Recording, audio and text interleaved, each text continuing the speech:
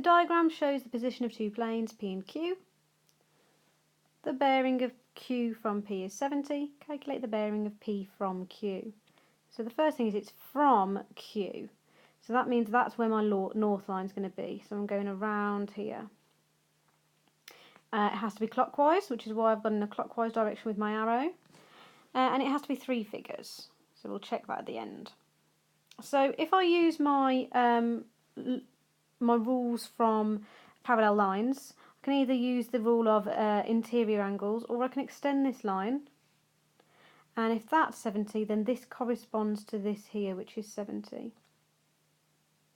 Now, this bit here must be 180 degrees because it's on a straight line. So that means that whole angle around is going to be 70, add the 180, which is 250 degrees. So let's just check. I've measured from the north line, I've measured clockwise, and I've ended up with 3 figures. So my answer is 250 degrees.